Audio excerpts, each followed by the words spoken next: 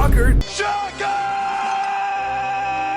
The Patriots lost to the Dolphins and Tua Tagovailoa. Tua is now literally 6-0 against Bill Belichick all time, and it really feels like the Dolphins own the Patriots. You can't keep getting away with it! The Dolphins are now the kings of the AFC East. They're one game ahead of the Bills right now, and the days of the Patriots being the kings of the division are over. And that was very clear against Miami. Now, I'm going to be honest with you guys. I came into this game with some hope. This was probably the first game all season where I came into it with hope. And the reason for that was because last week, the Patriots had the Bills at home and somehow, some way, pulled off a crazy upset and beat them. Me and my dad were actually out in Vegas last week, and that's why I didn't end up making a video on it. But man, I just remember sitting in the sports book that we were watching it, and it was electric. And if you remember, the Bills put up a pretty good fight against the Dolphins and kind of clapped them. So coming into this game, I felt pretty good as a Patriots fan. You know, I do know that the Dolphins are a better team, but you know, we weren't supposed to beat the Bills, so maybe. Nope. Yeah, that wasn't the case. That was a dream last week. Last week was a dream. This was reality. The Dolphins snapped us back to reality. Hashtag Eminem. It wasn't pretty, but it started off pretty good. New England actually jumped out to a 7-0 lead in the first quarter off a 24-yard Kendrick Bourne touchdown catch, and that was great. I was feeling really good at that point. But then the Dolphins outscored them 24-3 over the next 40 minutes. The Patriots went 6 drives without another touchdown. They just couldn't move the ball, and when they were trying to move the ball, it did not go well for them. 2 drives after the touchdown, Mac Jones threw a pretty ugly interception to Jalen Ramsey. He just completely didn't see him in coverage, threw the ball across the field on kind of a rainbow pass. Not enough zip on it. Ramsey was able to cut back, catch the ball, and take it, 30, 40 yards. I don't know how long the interception went for. But yeah, that's another game with another Mac Jones interception. Just not great. However, the Patriots were finally able to get back in the end zone midway through the fourth quarter off a Juju Smith-Schuster 3-yard touchdown catch. That made the score 24-17, and somehow the Patriots were kind of still in this game, and they had a chance, but ultimately lost the game 31-17 to drop to 2-6 on the season. There was a moment where I thought there would be another miracle game this week, and the Patriots would somehow come back and find a way to win this one, but they didn't, and I don't totally blame that on Mac Jones, unlike previous weeks. Mac Jones finished 19 of 29 for 161 yards, 2 touchdowns, and an interception. It's fine, but not really that great of a day. And of course, that interception just makes it look so much worse. But like I said, I don't think Mac Jones was like the sole reason for the loss this week. I really do think they just played a better team.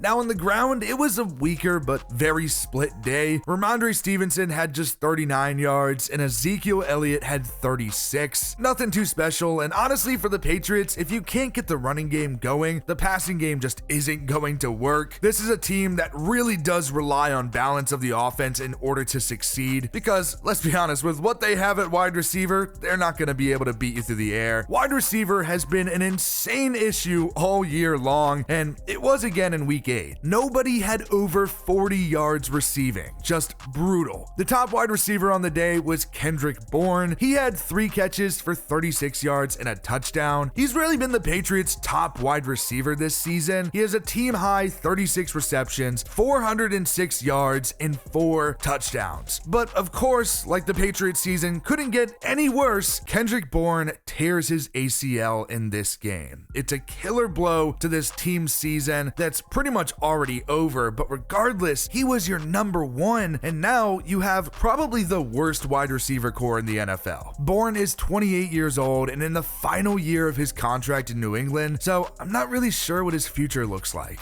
I have loved him during his time in New England. He's always brought this positivity and energy to the locker room, and it just feels like it radiates to the rest of the team. And to be honest, I've always thought that he was kind of underrated to an extent. No, he's not a wide receiver 1, but like I said, he's been a bright spot on this wide receiver core that has very little talent. Juju Smith-Schuster, who the Patriots signed this past offseason, had really fallen down the depth chart, but now he should theoretically get more playtime. But the top 2 is set. That's Devontae Parker and Demario Douglas. Parker is in concussion concussion protocol after a helmet-to-helmet, but he will be back. Now, on the topic of Devontae Parker, I really hate to say this, but his time in New England feels very similar to Nelson Agholor. Yes, he has been slightly better, but just like Agholor, he's really nothing special and kind of washed at this point. Give me like 2019 Devontae Parker any day of the week, but it's 2023, and he certainly does not look like the same player. I was super optimistic when he first came to New England, but at this point, my expectations for him are super low. Then there's Demario Pop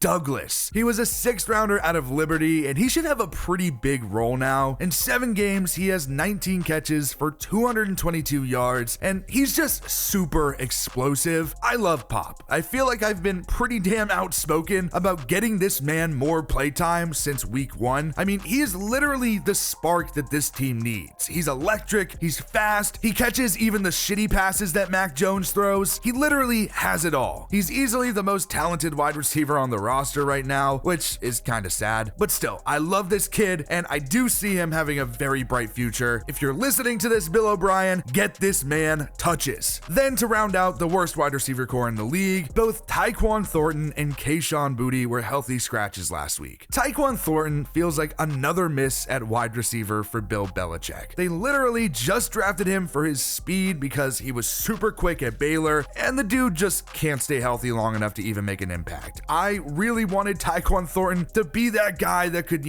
open up a lot of down the field opportunities, but again, never healthy, super skinny, super injury prone, not an impact player. Simple enough. Boutte could be a solid wide receiver, but it feels like after his early season screw-ups with, not being able to keep both of his feet in bounds, and I think that was that Eagles comeback attempt, it really does feel like Bill has kind of put him on the back burner. Now, I doubt that's the sole reason. I know coming into the league, Boutte was kind of thought to be like this head case of a player, somebody that was kind of a drama queen, etc. Now, I haven't seen too much of that since he's gotten to New England. I did see that he put out like a post on Instagram or something like that saying like, free me. And honestly, dude, you can go, dude. Like I said before, this is probably the worst wide receiver core in the NFL, and it's just bleak, man. They aren't really giving Mac Jones much help, which in and of itself makes it really hard to evaluate him. Regardless though, it's been a rough season. Mac Jones has scored 9 touchdowns and has turned it over 10 times. For context, he only turned it over 11 times last season, and that was in 14 games. And you have to sit back and ask yourself what his future looks like in New England. And frankly, I have no clue. With the right situation, I know and fans know that Mac Jones can be a fine, reliable quarterback, but he's never going to be elite. And really, outside of 2021, and even that wasn't perfect, nothing's been that great for Mac Jones. There's been a lot of turnover with coordinators, the team has had a lot of turnover, and I know the dude has made plenty of mistakes in his career, but it really feels like the Patriots have kind of screwed him over. But there is a bright spot to the Patriots being so bad, and that's the fact that if the season ended right now, the Patriots would have the 5th overall pick. Top 5, baby, we're here. And the good thing is, this is a really, really good class, especially for quarterback. You won't get Caleb Williams or Drake May, but there are definitely some good options behind them. You got guys like JJ McCarthy, Michael Penix, Quinn Ewers. Like, this is a good quarterback draft. But if for some reason the Patriots don't go quarterback and keep Mac Jones, I have no clue why the hell they would do that, but if they do, you should go with the best wide receiver available. This team has had problems at wide receiver since Tom Brady's last season in New England. By the way, that was like, 4 years ago. They need to fix the problem. They've been putting band-aid solutions on this issue every single season, and it's been shit. It has never been good. There really are a lot of questions coming up for New England. One that we all thought was going to be a big question was the future for Bill Belichick, but apparently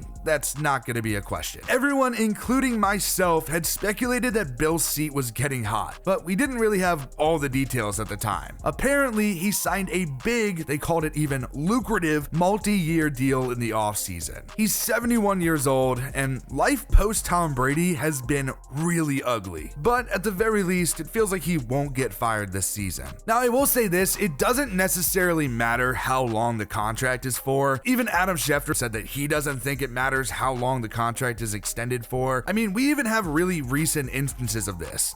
Cliff Kingsbury signed a 6-year extension with the Cardinals and was fired just 1 year into it. It's not like the extension guarantees his future in New England, but at the very least, it probably does ensure his job through the season. Now, from a money perspective, of course, you don't want to just throw away all that money and fire a coach you just gave a bag to, but at the end of the day, it really shouldn't control whether or not he gets fired. Still, even if Bill Belichick stays, there are a lot of questions for the Patriots' future. Not really sure what the quarterback situation looks like, what the wide receiver situation looks like. Things are just ugly in New England. They have a lot to do, and frankly, it's really time to just start that full rebuild process. I know for a moment there, like in 2021, we thought that Bill Belichick was this mastermind who avoided the rebuild process, but at some point, every team has to rebuild. And I feel like the Patriots are coming up on that time. It's been a rough season, but I'm not going to cry too much. There was just so much success that this team had. It's about time that there's this lull for this team. Every other team had to go through it, so it's just a matter of time that the Patriots did too. I hate to say it, but I think it's safe to say that the glory days are over for the Patriots.